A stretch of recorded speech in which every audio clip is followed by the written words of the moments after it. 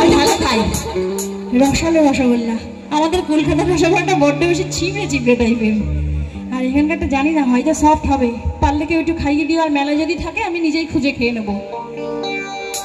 হ্যাঁ হ্যাঁ, আমি কিন্নারের রসগোল্লা। এখানে যখন এসছি তো এখানকারই না, রসের টম্বু। ও আমি